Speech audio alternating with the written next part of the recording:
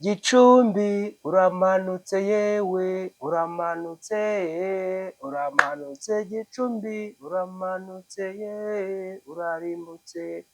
Ako kantu wenda sinagashyiraho, ariko muntu ufana ekipe ya Gicumbi ntiwumve ndirimbye ku karirimbo, ni ukubera iki? Ni ukubera ikintu bita akababaro, agahinda.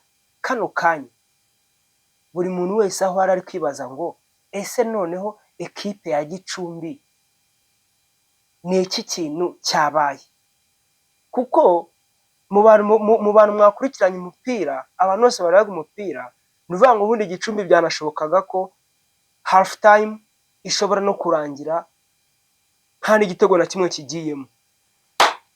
Umwe mu munsi cyangwa se imwe muri weekend za shampiyona handball hano mu Rwanda ishobora kuzandikwa mu mateka kubera insida cyangwa se navuga ngo ni time yari ibabaje cyane kubona ekipe ya Gicumbi, ekipe do champion, ekipe imaze imyaka n'imyaniko ari ekipe y'ubukombe mu mukino wa handball hano mu Rwanda, ekipe imwe mu zo twavugaga ngo ni ekipe ishobora gutanga akazi cyangwa se ishobora gutanga challenge ku makipe abiri cyangwa se mu buryo bworoshye ni ekipe yari iri muri kuruse y'uko ishobora kuba yabona cyangwa se yatwara igikombe.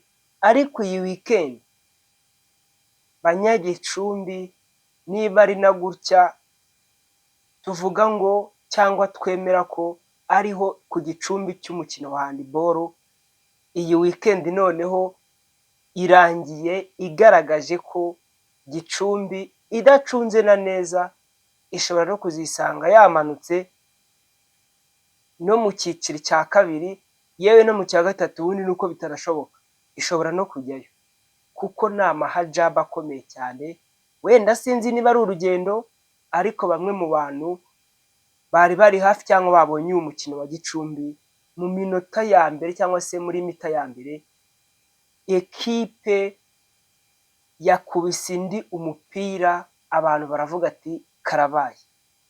GS tuvuga tuti congratulation Gicumbi uramanutse yewe uramanutse uramanutse Gicumbi uramanutse ye urarimbutse. Ako kantu wenda sinagashyiraho, ariko muntu ufana ekipe ya Gicumbi ntiwumve ndirimbye ku karirimbo, ni ukubera iki? Ni ukubera ikintu bita akababaro, agahinda. Kano kanya buri muntu wese aho ari kwibaza ngo ese noneho ekipe ya Gicumbi ni iki kintu cyabaye?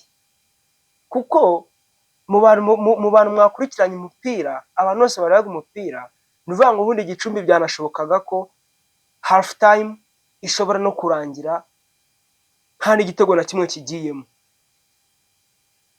Umuntu wese akibaza Gicumbi ni iki cyabaye? Ese abakinnyi ntago bahembwa? Ko tuzi ko Gicumbi iri imwe mu bantu bafite abayobozi cyangwa se abantu bayikurikiranira hafi, ariko mudacunze neza Gicumbi mushobora gushiduka umwaka utaha, aho twitaga ku Gicumbi cya handball, aho twitaga ku Gicumbi cy'umukino hano abanyarwanda bihebeye, ari nayo tuvuga ngo kipe ikomeye mu mikino yose iri mu karere ka Gicumbi, ntago yaba abeshye.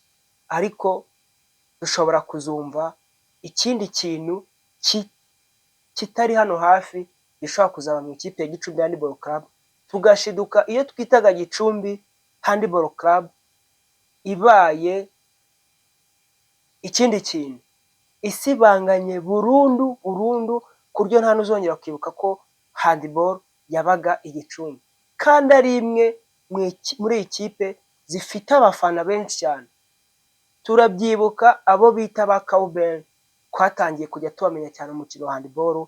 Kubera iki? Kubera Gicumbi, kubera ikipe ya Gicumbi. Ariko kugeza kano kanya ndagira ngo uyu munsi ndagira ngo noneho dutangire turebe imikino yabaye mwino weekend. Yari shampiyona rikomeye kuko ni shampiyona yari irimo imikino cyangwa se yakinwe n'amakipe ari muri course y'igikombe. Ni ukuvuga ngo tugiye iburasirazuba, ubwo ngo ni ukuvuga ngo ni iburasirazuba. Ni iburasirazuba tugiye turebe imikino yahabereye byagenze gute. Ni ukuvuga ngo umukino wa mbere wagomba guhuza ikipe ya GS Tabagwe na Gicumbi. Half time cyangwa se igice cya mbere, iminota 30 y'umukino yaje kurangira GS Tabagwe ifite ibitego 14 ku bitego 5 bya Gicumbi Handball. Gicumbi yaje kugira gute, babo nk'abantu bafite experience bavuze bati reka twikamate turebe ko hari ikintu twahindura muri iyi mikinire. Biza kuza kurangira ya score yagiyemo muri half time, bije kuza kurangira GS Tabagwe itsinze ibitego 29 ku bitego 22. Byumvikane yuko Gicumbi hari uburyo ekipe itangira bitangiye na situation, ariko kaza kuza gusanga ekipe nyine ibuza amanota, kandi amanota amanota y'uruherere. Nyine ibintu uba ubona bya biri bita ngo nagateranzamba. Umuntu wenda yagiye gukora ikintu ntabwo ari kukiyumvamo, ariko kuko asa nk'ukunda icyo kintu, wenda yaje kugira gute, yaje gushiduka akisanzemo.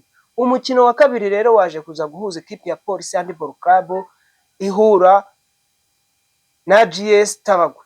Uyu mukino nawo wagaragaje ingufu zikomeye cyane, ariko n'ubwo bwose half time byaje kurangira Police ifite ibitego 18 ku bitego 8 bya GS Tabagwe. Wabonaga ko nawo ni umukino wasaga nkaho ufunganye cyane, ufunze abakinnyi bose, yaba GS Tabagwe.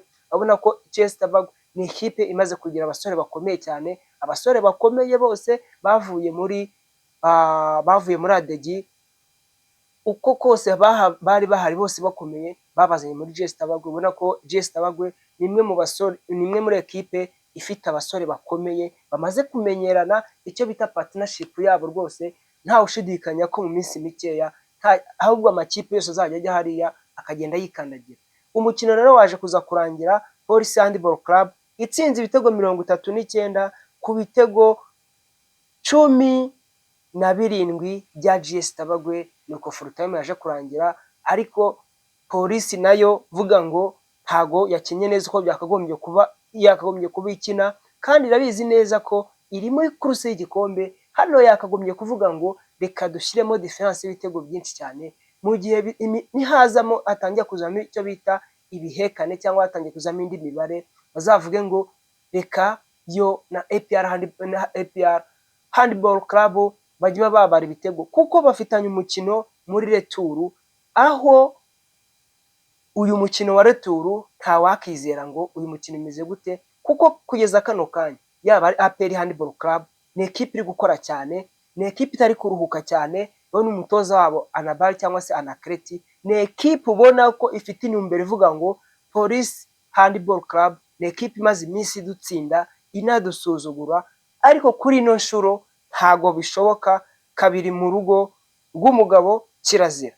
Ubwo Police Handball Club yo isa nkaho itari ku gitutu, ariko kugeza kano kanya igiye gusa nk'ijya ku gitutu, kubera ko ntago yashoboye kuba yagakora ivuge ngo tugiye guscoringa cyangwa dutsinda ibitego byinshi cyane haniya kuri Tabagwe. Wenda ejo umukino bafitanye na Gicumbi ubashobora kuba bazavuga ngo byagenda gutya, kuko bashobora gushiduka n'ubundi. Police Handball Club ishobora gushiduka Gicumbi igeze hari ikavuga ngo hano hari umufana wacu, reka none ko imbehe yacu twifitiye twakubitireho umupira ahangaha, naho bataye bigiza gute, bimyiza imoso. Ngirangira inama ngo Police Handball Club mucunze nabi mushobora kuzarira, cyangwa se mushobora kuzama wa mugani kumwe abantu sigaye baca imigani ngo mushobora kuzamanuka uwabariye. Ngiyo rero imikino yabaye mwino weekend, ariko tuvuga enejo ku cyumweru hari undi mukino w'ishyiraniro yaho SC Kigoma cyangwa se Ecole Secondaire de Kigoma izaba ikina na APR Handball Club. mbabwira abantu mutuye mu majyepfo, mutuye mu Ruhango, Nyanza, ubwo ngubwo hose na Muhanga, muntu ukunda umukino wa handball, yewe ndetse n'abatuye hafi i Kigali naho dore ni hafi cyane, ejo mwanyaruka mukaba mwareba umupira, match izatangira ku isaha y'isaa 5 za hano mu Rwanda, mbabwira ko ari match ikomeye cyane, APR ifite gahunda ivuga ngo uyu mwaka igikombe cya shampiyona igomba kukibika mu bindi uko byasa kose, byakwanga byakwemera, kuko ni ukuvuga ngo 85% by'intego bihaye bari kugenda bayigeraho.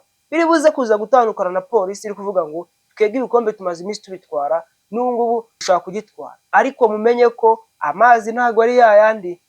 Ushaka kurya burya baravuga ngo amavuta y'umugabo namuraye ku murundi. Ntuvuge ngo wa mugani, bavuga ngo wa mugani wa Nyamutegera akazaza ejo. Rero ikiganiro nabutaha, ciao ciao.